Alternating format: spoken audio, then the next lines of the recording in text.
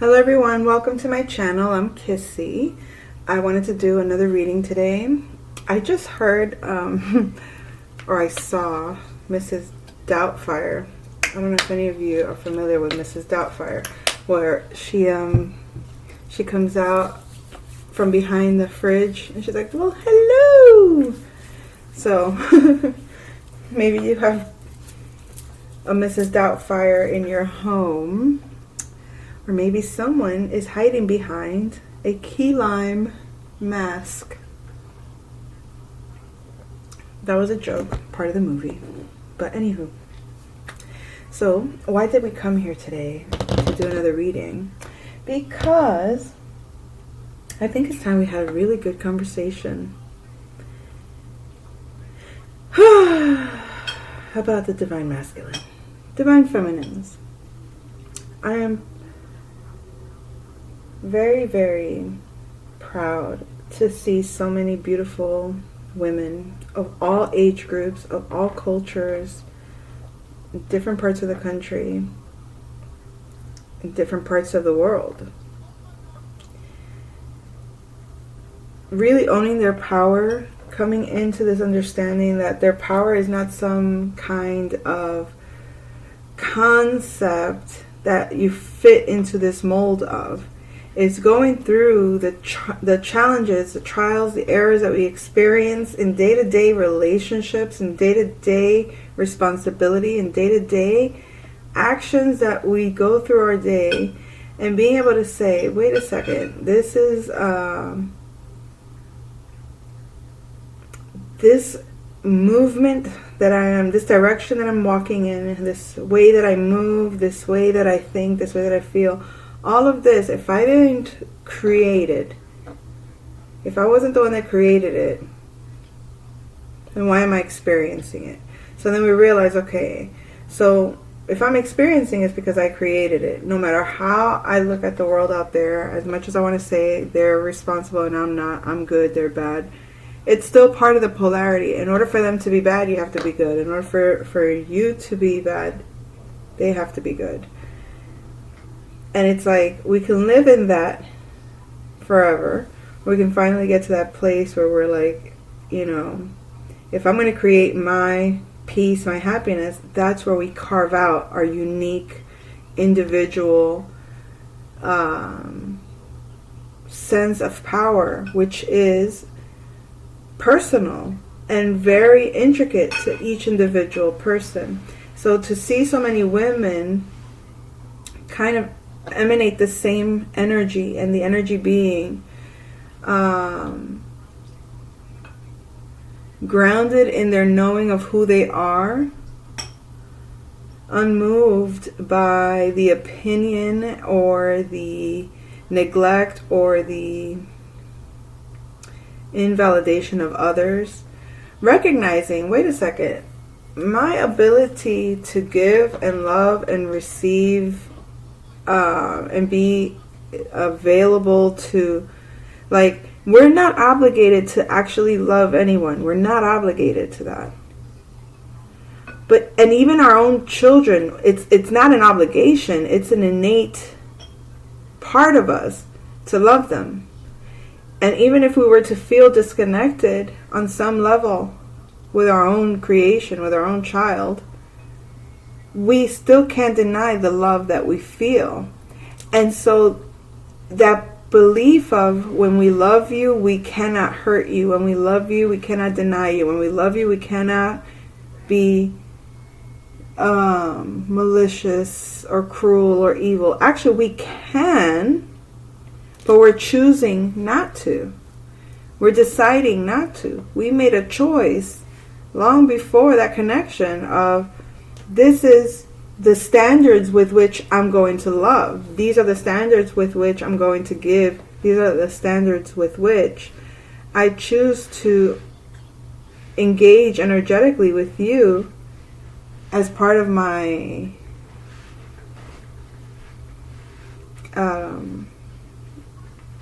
journey, as part of who I am, as part of my role in your life, as a mother, wife, sister, daughter. But anywho, I was going to get to the point Give me a second. Zen, go let your sister know to turn off the stove. Why? Because it's beeping.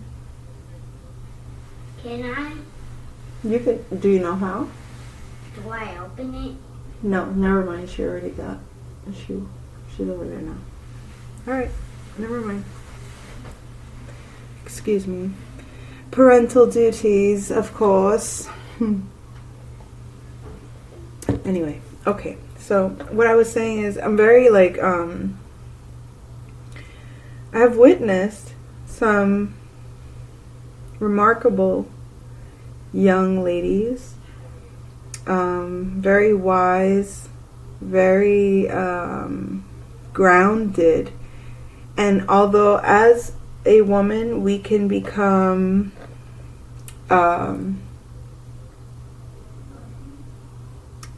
illusioned by our emotions, or very disillusioned by our emotions, depending on what part of the spectrum we are.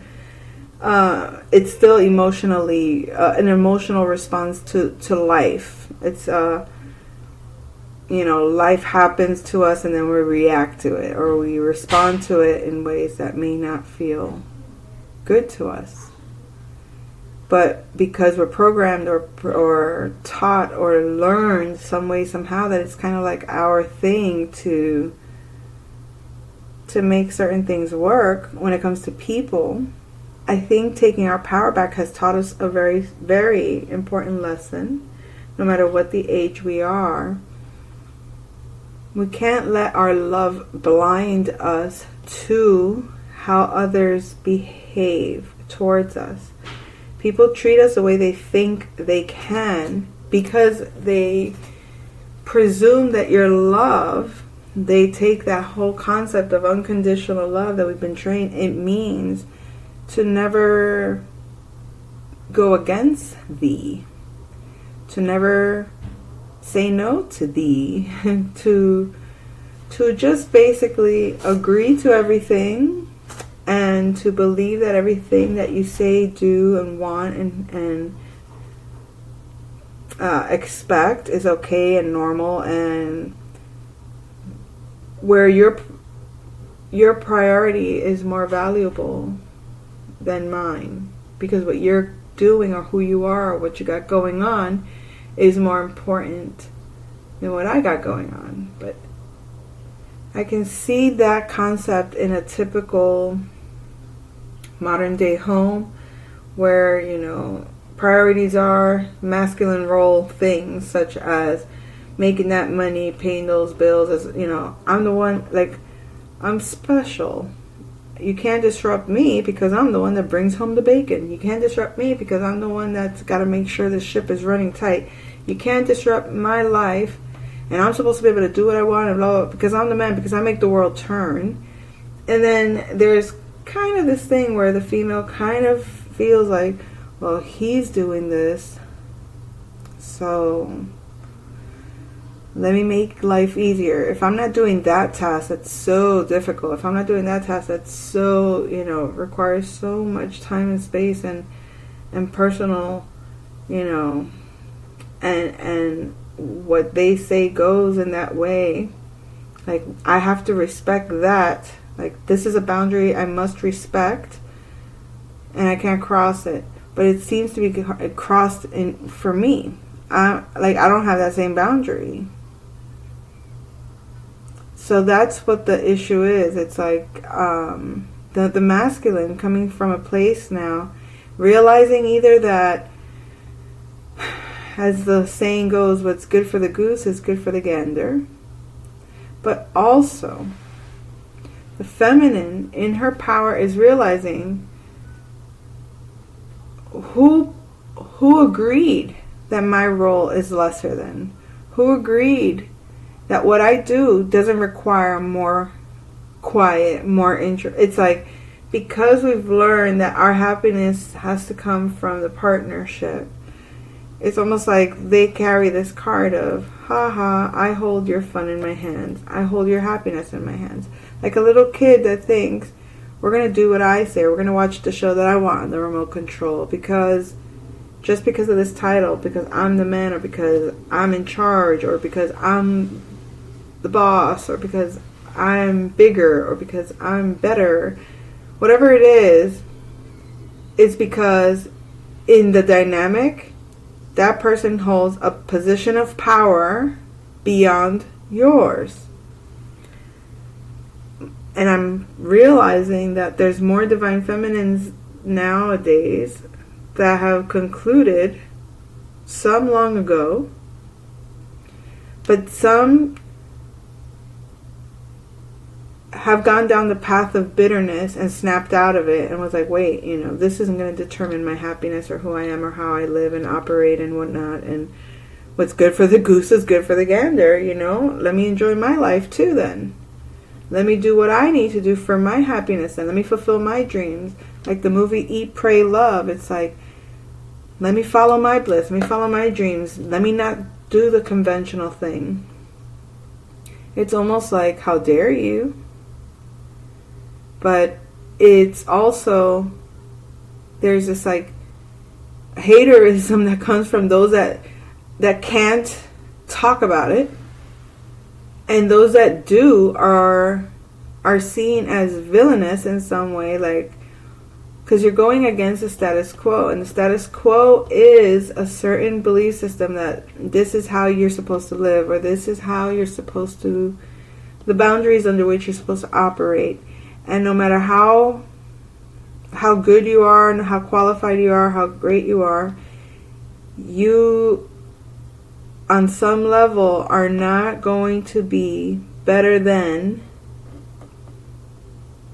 he who runs the world, he who makes the money, he who owns a company, he who this, he who that, whatever that he is, he that boss. It could even be a woman in charge. But whoever puts themselves in a position of superiority, like you would see a king, an emperor,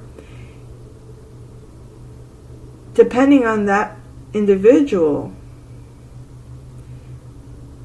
they can choose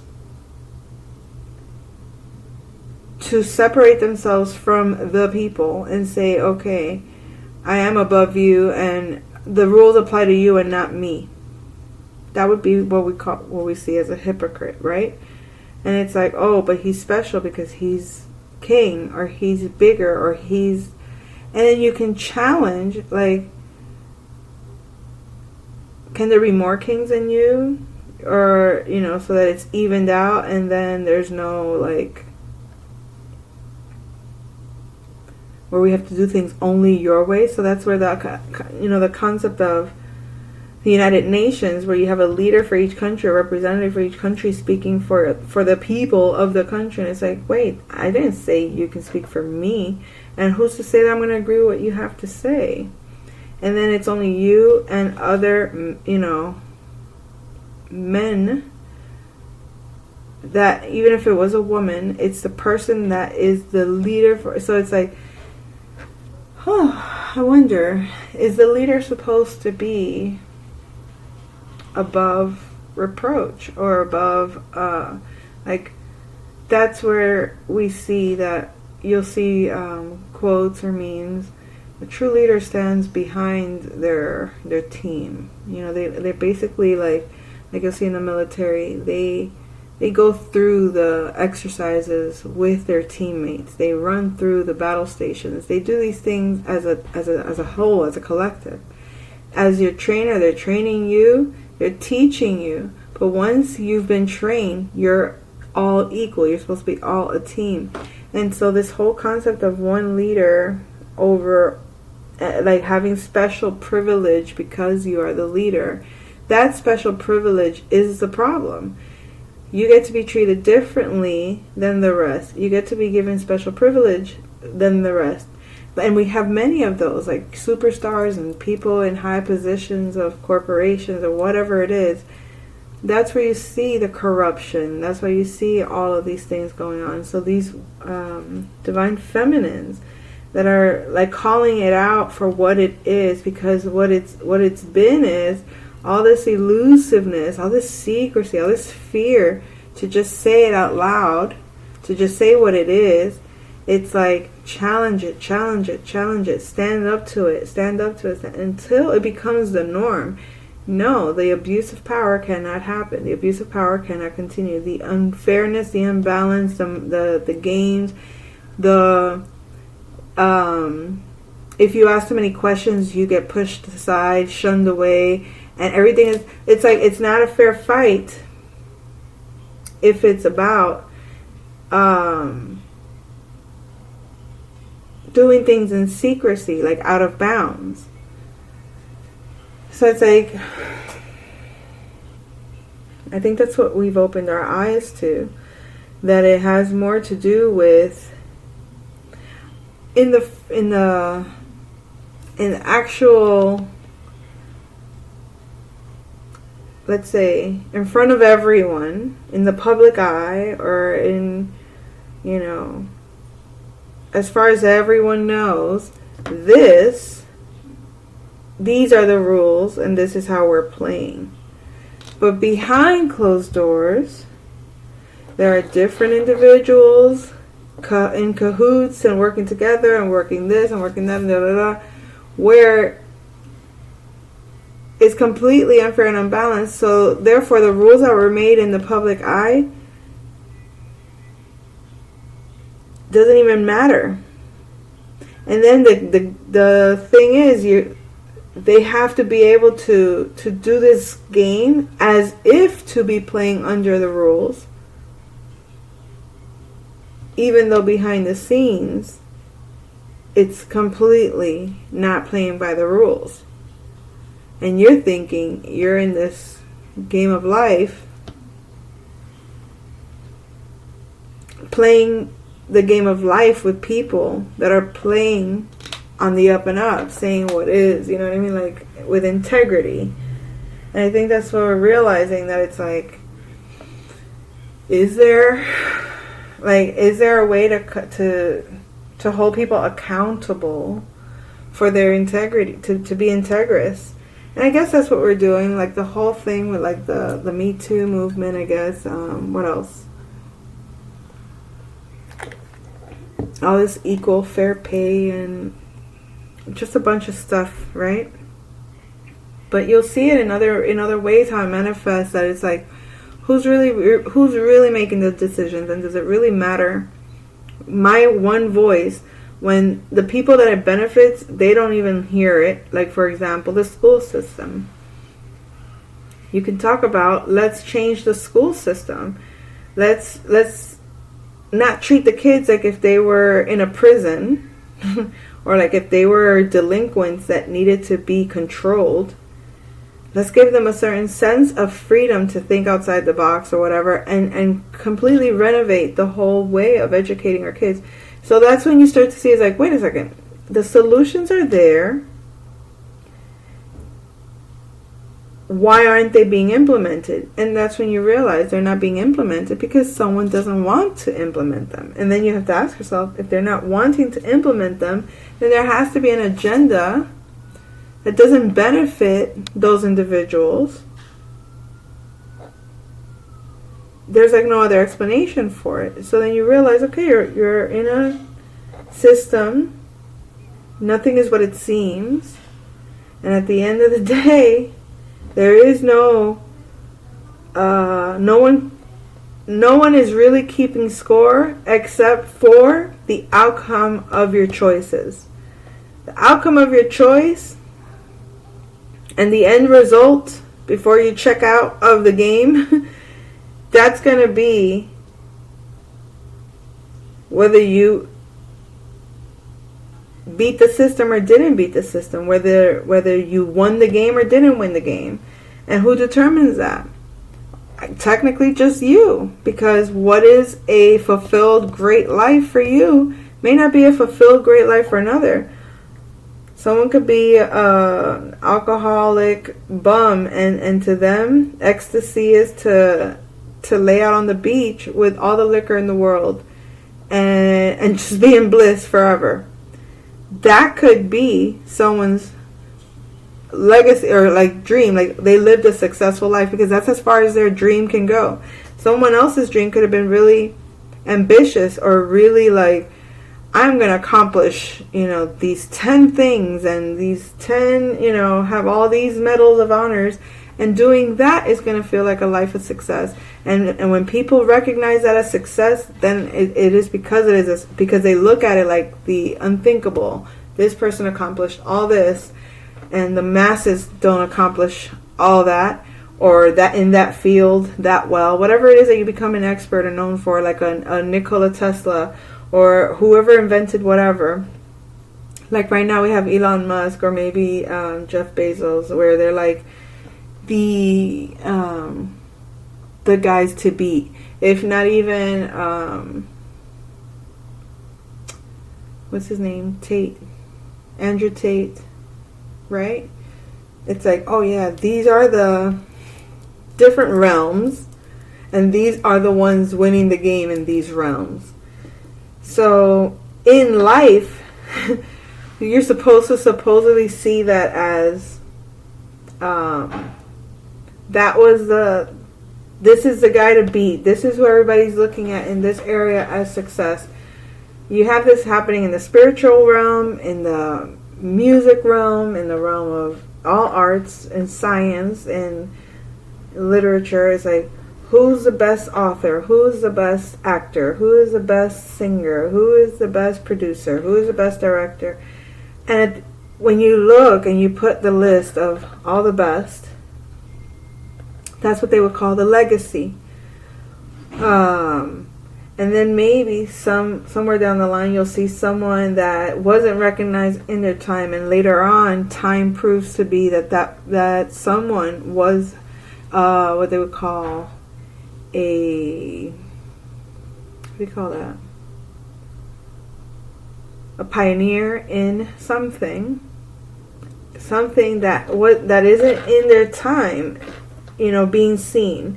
And then suddenly projections into so much time into the future, when they can look back and say, when did something change, and change for the better in the long term, they can pinpoint this change came about from this concept. This concept was created by this individual, and this individual is the one that started that. And when you see that, then you'll be like, oh, okay, that individual was, their legacy might be different than those that have a legacy within their time frame. The point of that is to say, what was the point of that? Oh yes, success is almost like an individual thing. So does it really matter? I think like individually, many of us can say that whoever invented anything that has served society, the masses, we can all say that person was great because they contributed to the advancement of how life is lived.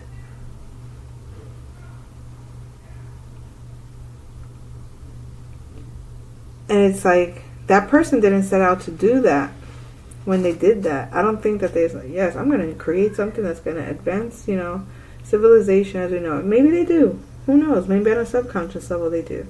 But I'm thinking that their contribution is so great because their passion for their discoveries are so great. Like a Michael Jackson, to perfection, every little thing, his passion, his dream. Like, you have in each realm, earth, air, fire, water, certain types of greats, certain types of talents, gifts, etc. So, Divine Feminine, when you look at it in that broader sense of what is really of value in the truest form. Okay, having the nice cars is like, who cares? Like, okay, so you had nice cars, but beyond that, we can definitely say this person was a material manifester, an earth manifest. This person knew how to grow and make things in surplus, right? A lot of energy to produce. How they produce was unique to them. How they produce was using people to their benefit and most likely to the benefit of those that they use to do it. But a company uses people too. It's like, is the exchange fair, good, advantageous for all? That determines whether the union is good, whether that leader is good. Is the leader you feel aligned to, is he the center of it all? And everybody just gets a piece of him? Or is he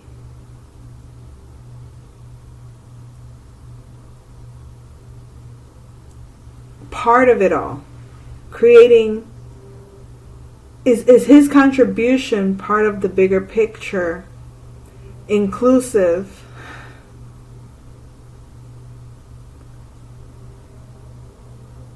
where it's like we all win when we're with you. When we're with you, we all win. When we align with you, we all win. Because there's an openness about this type of leadership. There's this humbleness about this type of leadership. There's a co-creative thing. It's like, I'm not above you. I need you the same way you need me. We can benefit each other. We can work with each other. That's what makes a great leader. How many people he can sense that he can work with, that he can create a mutually growthful, and then put all those parts together to create an organization where all the parts are expanding on the other, and it's just, manifestation of something beneficial, purposeful, useful, expansive, growthful, and impacts the masses in a positive way. Creates a positive shift where the collective of humanity is actually more in a rhythm of harmony than in a rhythm of hostility and disruption and constant, antagonism and opposition that is destructive. Because nothing has to be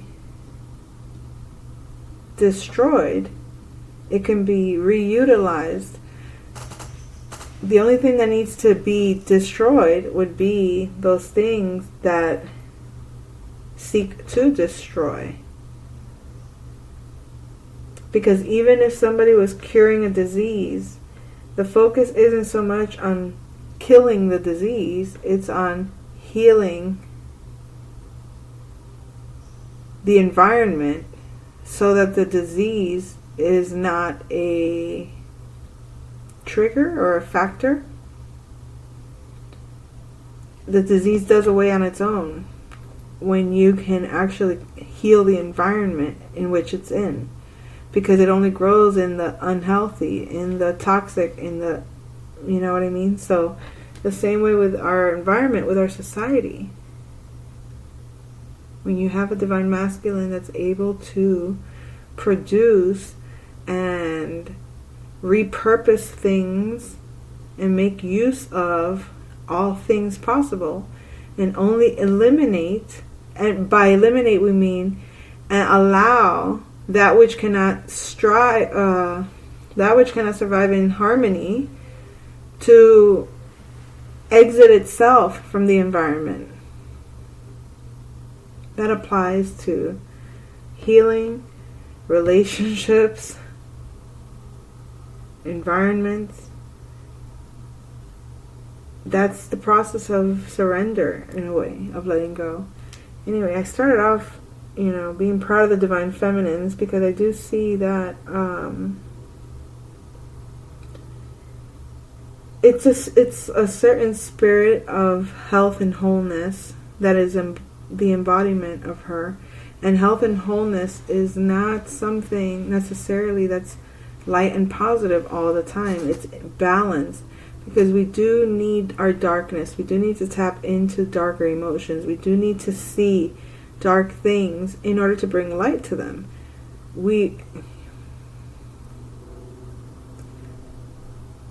In order for us to be able to be part of this collective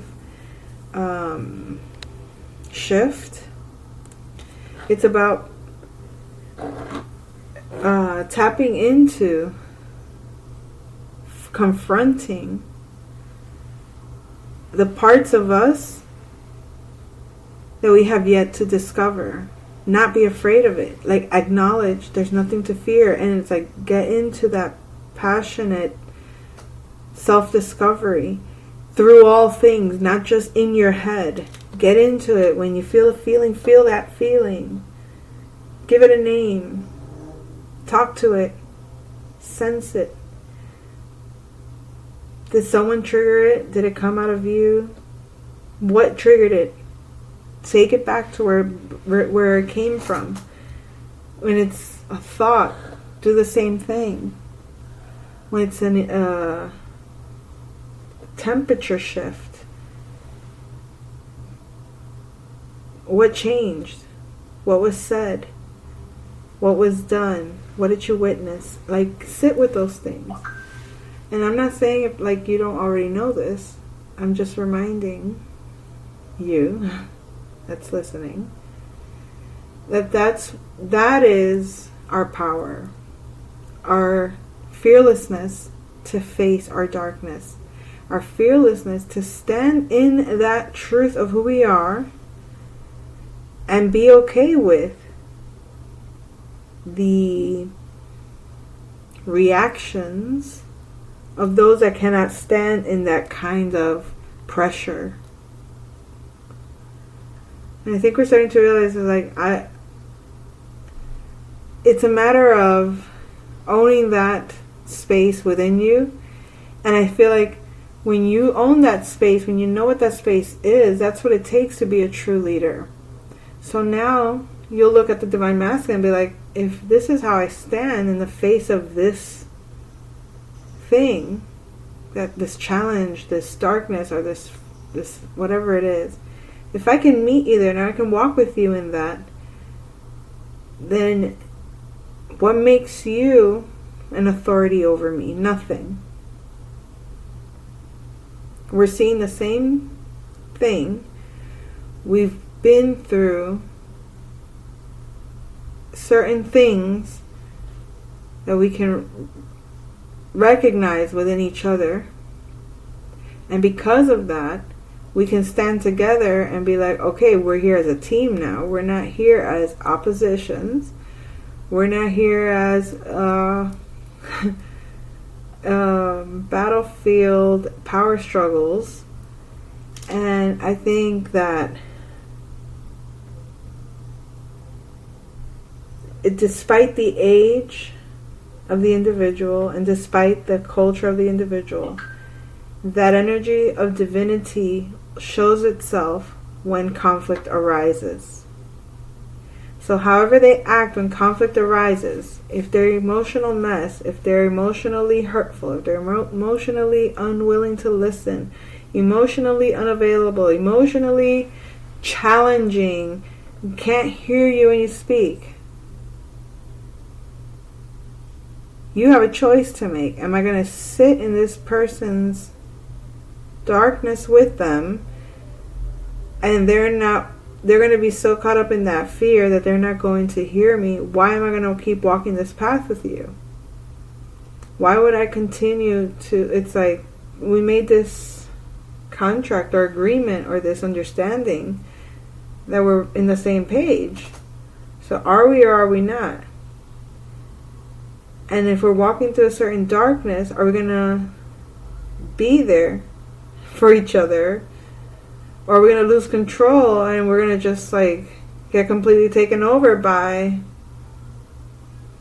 It gives me the idea of, like, you know, in these movies that they try to.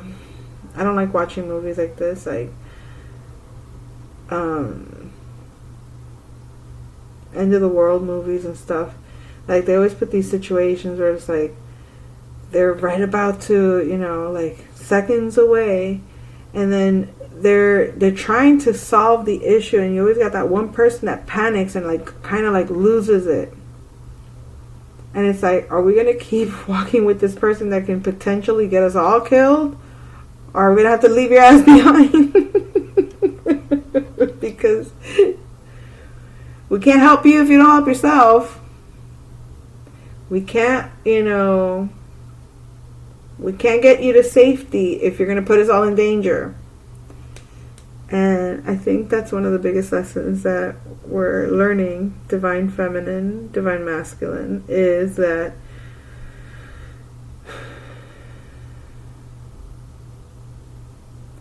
if we're all taking this journey individually as a shared experience, we're all kind of going through it in our own way, but similar experiences. We can hold each other's hands through it, and in the sense of being like, okay, you know, talk each other through that and understand each other. But then it comes with trust, it comes with mutual understanding, it comes with respecting every individual's ability and perspective and leadership qualities. We're not all leaders in the same area, but where we are, it should be honored. It should be, you know, revered as something, an asset. I feel like the tribes of the olden days used to have it where, like, you were given your name based on, like, the energetic alignments that you had, and based on that you would see, like, what skills are going to be amplified, or what skills and qualities to look out for that you might excel in. And I think that in a unit, in a team, in a leadership role, the more we know of our team, I guess, what do they say, you're only as strong as your weakest link. Absolutely. You empower your weakest link, because as you empower your weakest link, that's an asset to your team.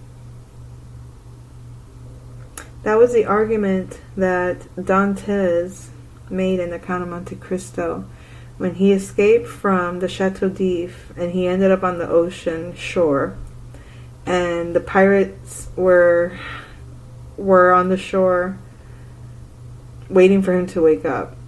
And when he wakes up and he sees this group of bandits, they put him to a test. They pose this proposition to him: you're either going to be a thug, a thief for our ship, or we'll kill you.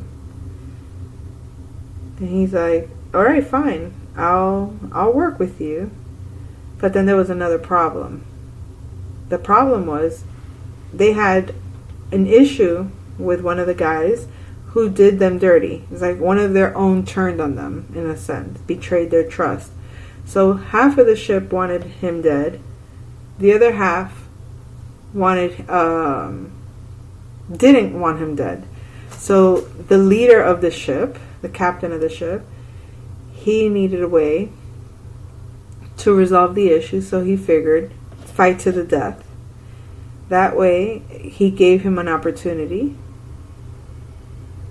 and if he loses, well, the people that wanted him dead win. You know, it's like a fight to the death.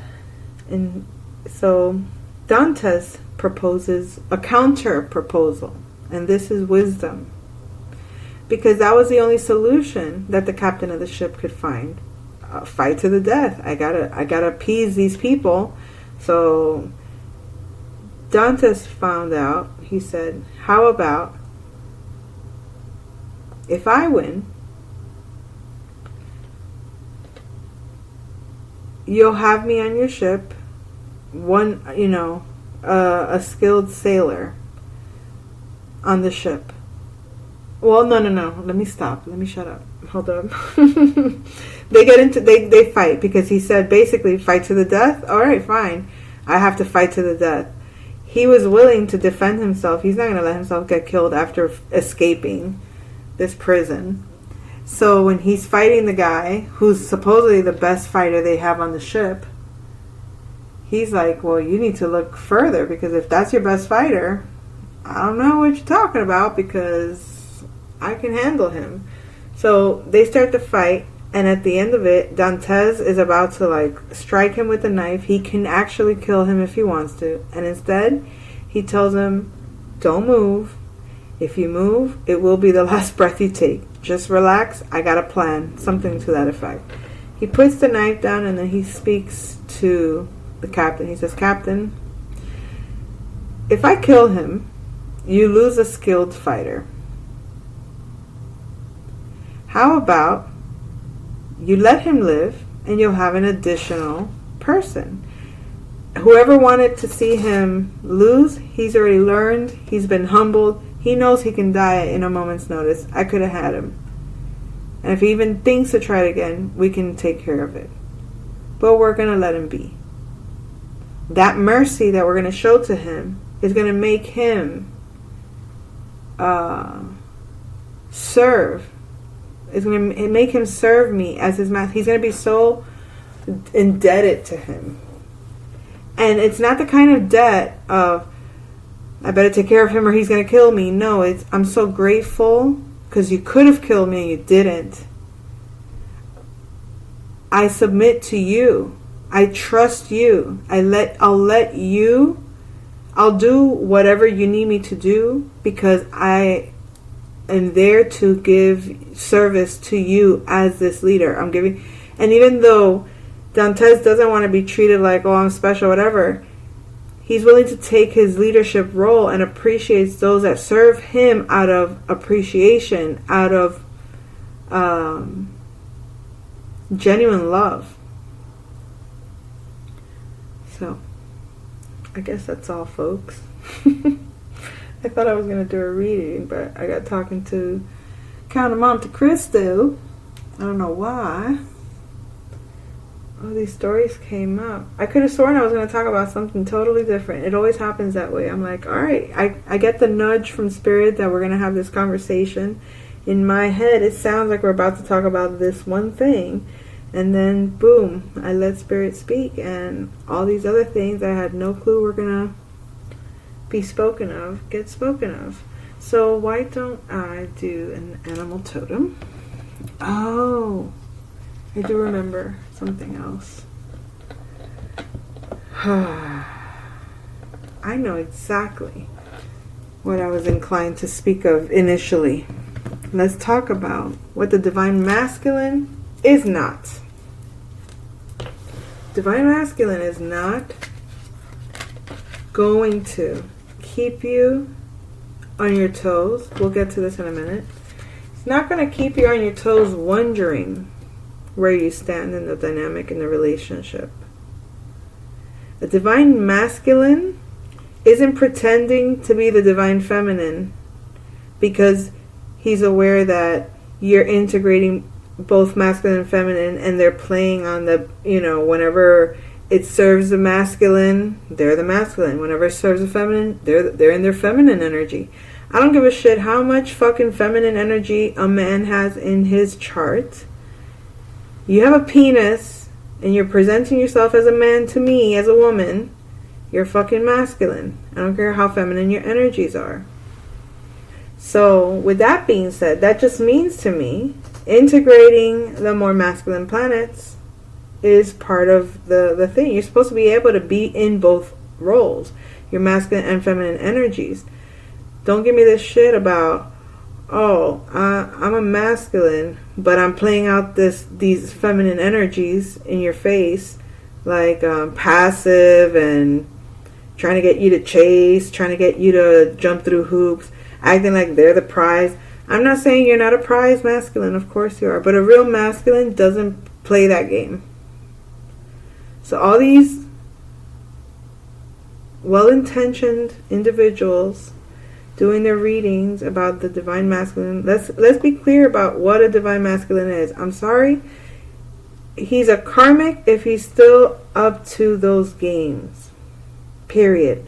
If you have to wonder what he's up to, wonder what he's doing, questioning and trying to figure out, oh, it's a spell, and oh, it's this, that, and the other, then no, that is not a divine masculine. You will know exactly where you stand with a divine masculine, because when you ask the very direct questions, he will give you the very direct answers. When you propose, or when you propose an idea, not propose marriage, propose an idea, or propose or suggest a action to take, he will then either say, that sounds like a great idea, and execute on that idea, or initiate on that idea. He doesn't mind you initiating ideas. He doesn't mind you being open to taking lead in certain things. But let's be realistic. A man is still a man. A man still likes to pursue, and a man still likes the hunt. And the hunt isn't for him necessarily playing mind games with you. Not to the extent of keeping you in limbo. Not to the extent of keeping you in cycles, pretending that you have something going on that you don't. So don't be confused. That's not a divine masculine. That's a spiritual practitioner that read or watched a few videos on twin flames and soulmates. It's a narcissist, a spiritual narcissist at that, and is using that to get their way with you. On an energetic level, they get a payout. They get a payoff. They get some kind of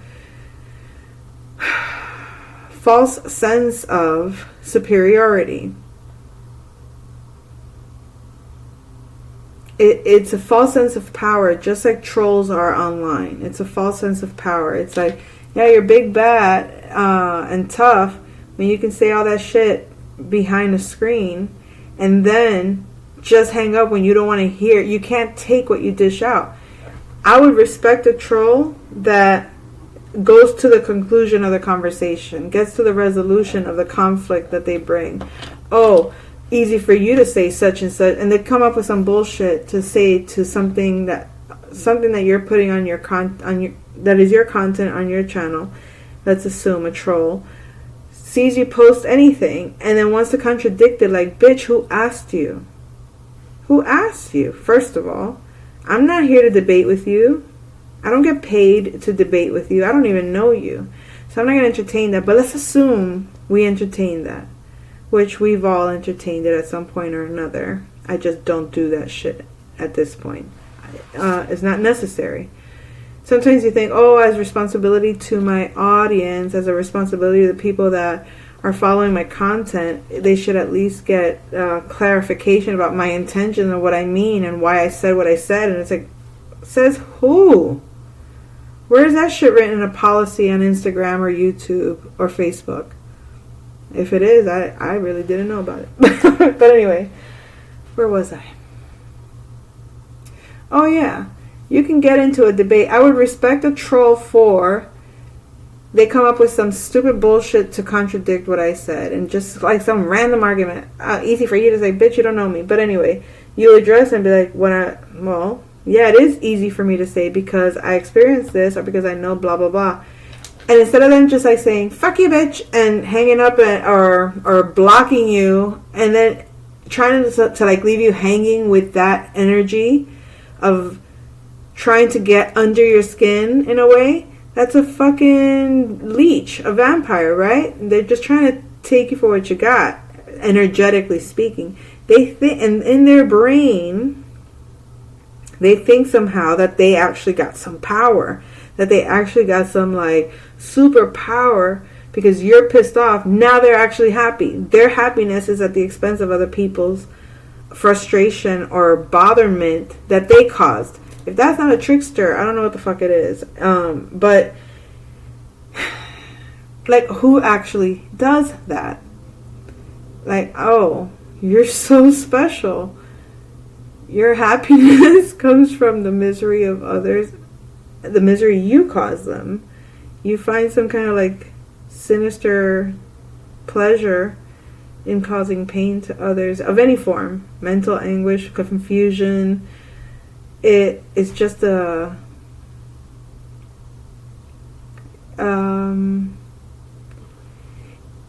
it's a high that they get because that's the only thing that they're qualified to do, is to be a nuisance, is to be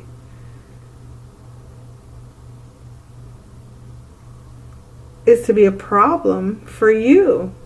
But the reason they want to be a problem for you is because they're a problem for themselves. They can't smell their own shit, basically, or they can't be in their own vibe, or they're so uncomfortable with who they are that at all costs they just have to come and, poke at you somehow, because even the little bit of conflict you give them is like a shock to their system. It's like what do they use? Like for the heart to start again? Clear, right? It's like they're getting a booster shot. Oh, these people are funny. Anyways, these people are hilarious. The powers that be, right? Anywho, your body language says so much. Says this masculine. I love myself enough to walk away, says this feminine. It's like, I think energetically, for some of you that you may have been in a connection, I am not coming back. That could be a bitter, toxic person because they know that you're no longer interested. They're telling you, I'm not coming back. Or this could be you saying, I know you probably thought I was coming back, but I'm not. I'm not coming back. I'm not coming back to that place. I'm not coming back to you. I'm not coming back to that thing I was doing. I'm not coming back to that way, whatever that way was. So, somebody is determined to like move forward in a direction that is absolutely as abundantly clear as possible in all matters. It's like transparency in the sense of, actually, let me say this too. This is with oneself. This doesn't necessarily mean with others. But you know yourself, and you know to be true and honorable to yourself, right? And because you're doing that, you're not going to be abusing your power, but you're also not being taken by manipulative people. So you could you'll let them assume. You don't even have to call them out. It's like, I see what you're doing. That's fine. Keep thinking you're getting away with it. Keep thinking, because at the end of the day, whatever they're doing is going to consume them. You no longer feed into it. You don't sit there and wonder, why are they? What is going on? And breaking your head trying to solve and fix and resolve and be the hero for someone else, or be the problem resolution expert for others, in the sense of, like, as a friend or as a family member or as a lover, constantly trying to be there for a person that isn't there for themselves. Because if they were there for themselves, they wouldn't need you to be there for them. Isn't that the truth? If I'm here for myself, I don't need you to be here for me. I would like you to be here with me, but not for me, with me. I would like for you to want to be with me. Why did I say it twice? To want to. Okay. Ballroom, Mayor Green, and Professor Plum. So some emotions are coming to the surface from a Scorpio, or you might be unlocking some very sacred energy, and it's making a Sagittarius like feel ashamed or embarrassed, or maybe even underhandedly watching. And the underhanded watching could be like you strike a chord in a deep way with this person, but the chord is even like subconscious, because it's felt. They feel they feel you. They feel your energy, and it makes them, your self-love makes them uncomfortable in their own body, in their own skin. And the reason that it does that is because it's difficult for them to love themselves. They can't love themselves because they can't balance out their environment. They're too influenced by the people around them. Too many attachments that are under like these attachments that are implied but not stated, and then they can kind of use them on either end. I forgot what recently occurred. Oh yeah. Either way, you're in balance, and your commitment to yourself is what has people confused and not communicating.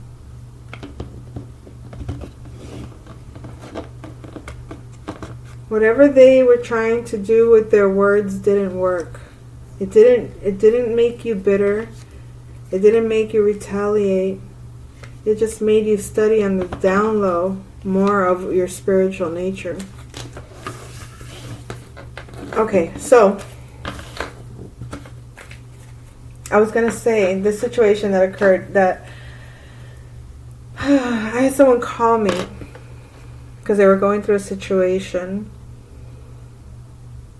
It's a matter of property, and the neighbor feels that the other neighbor's infringing on their space, so they go to the association. And first of all, they were approved by the manager of the association that they were fine in making those changes that they were going to make. But when the neighbor went to that manager and complained, suddenly the manager requested that they remove the adaptations that they had made, or they can leave, right? They don't have to live there.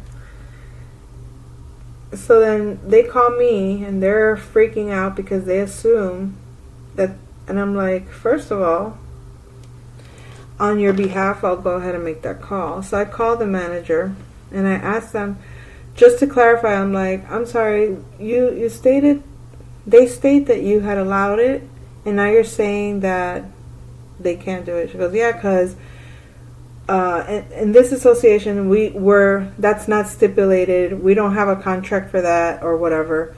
So you gotta get rid of it. And then I'm like, can you show me where it says on the contract that can't be done? She didn't want to address that there was never anything that was signed. So she hangs up on me. And it's like, that's what I'm talking about. Like, how tough are you to hang up on me because you can't answer a basic question or don't want to because you see yourself cornered in a lie?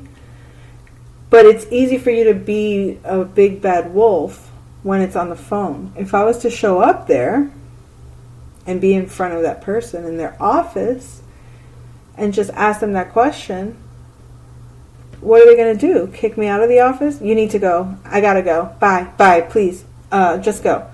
they're going to create all this reason. I shouldn't even be talking to you. You're not the person that lives here, this and that and the other. No, I'm here on their behalf. Look, they're right there. They approve that I can talk to you on their behalf, advocating for them. It's like it was easier for her to ask them to remove the adaptations to appease an individual that's more problematic. These people, to her, seem like easily would buy into any threat and would just quietly remove it. Not stand their ground, not prove their point, not request or demand, show me what law or what policy or what rule states I cannot have these adaptations because you allowed me initially and then all of a sudden you change your mind. So if that's how you create policy, is at a whim and you change your mind to appease one person so you could avoid conflict with another and get rid of the person that's least likely to complain and or bully them into not growing their space appropriately or how they want to because somebody doesn't like it. That's what I'm talking about. People like that are being transformed. They're being put in a corner in a very tight spot with their own self, with their own integrity, because enough is enough. That kind of tactic no longer works. Bully tactics don't work. It's like saying, like, there was an era where having actual slaves was a thing, right? And nobody would say nothing. People could think it was wrong. People could think, oh, that's inhumane. Others could be like, but that's what they were doing out in the open. Then it became, okay, there's no more slavery like this, but there's slavery like that. A different form of slavery. A different form of abuse. It's just more hidden. And then it goes from that to now it becomes creating a slave emotionally or a slave mentally. It's psychological. It's like, I can't do it obviously this way. This way is getting found out. This way no one will ever know. But guess what? It is being seen. It's being seen and eradicated from the inside out. And whether they like it or not, that is going to transform. That kind of manipulation is no longer going to be able to be used. It's going to be transparent. It's going to be clear. It's going to be what it is, as above, so below. There's not going to be that, hidden contract, hidden agendas, where you can't really... No, it's like there's going to be ways in which when you exchange and interact with people, you better be what you say you're being. You better have what you say you have. You better do what you say you're doing, because there is a consequence for that kind of lack of integrity. That's all it is. So that's as far as the reading goes for today, folks. I'll come back soon with another message. Take care. Hey, Mom?